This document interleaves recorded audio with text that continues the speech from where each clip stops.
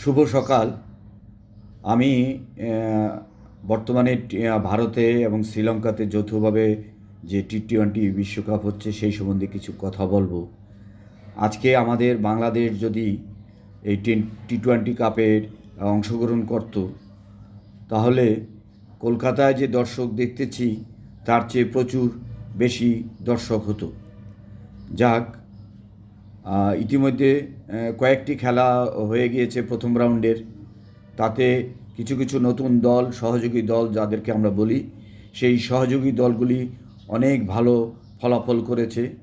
যেমন নেপাল ইংল্যান্ডের সাথে, টেস্ট প্লেয়িং টিম ইংল্যান্ড, সেই ইংল্যান্ডের সাথে যেভাবে ফাইট দিয়েছে, ভালো খেলেছে, কি ব্যাটিং, কি বোলিং, কি ফিল্ডিং, এবং জয়ের জন্য যখন তাড়া করতে নেমেছে তারা, শেষ ওভারে তাদের রানের প্রয়োজনীয় রান ছিল 6, সেটা হয়তো করতে পারেনি, কিন্তু তবুও উপস্থিত ওয়াংখারের দর্শকদের তারা প্রশংসা কুড়িয়েছে এবং সারা বিশ্বের ক্রিকেট মদির যারা বোদ্ধা এবং দর্শক শ্রোতাদের প্রশংসা কুড়িয়েছে। এছাড়া যে নতুন বাংলাদেশের পরিবর্তে যে স্কটল্যান্ড টিম এসেছে, সেই স্কটল্যান্ড টিমও ভালো খেলেছে এবং নেদারল্যান্ড পাকিস্তানের সাথে ভালো ফাইট দিয়েছে এবং 19তম ওভারে একটি ক্যাচ মিস করেছে, নাহলে হয়তোবা নেদারল্যান্ড পাকিস্তানের সাথে জিতে যেতে পারত। ইতিমধ্যেই আমরা একটা সুখবর পেয়েছি, পাকিস্তান যে ভারতের সাথে খেলবে না বলেছিল, সেটা মনে হয় তারা ঘুরে গেছে।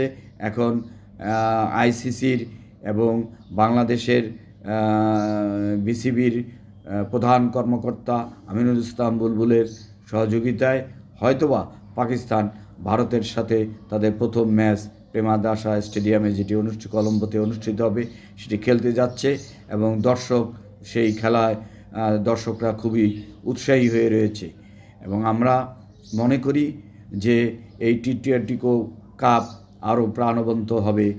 এবং আরেকটি কথা না বললে নয় যে ভারত এবার টি-20 বিশ্বকাপের শিরোপার জন্য তারা ফেভারিট, কিন্তু প্রথমে তাদের যে ইউএসের সাথে খেলা ছিল, সেখানে তারা অনেক নাকানি চুবানি খেয়েছে। এক সময় ভারতের রান সংখ্যা ছিল 77-6, সেইটা থেকে তারা 161 রানের একটি সম্মানজনক রানে পৌঁছেছে। সেটা হয়তো অধিনায়ক সূর্যকুমার যাদবের একক প্রচেষ্টায় 84 রানের একটি অনবদ্য ইনিংস খেলেছে।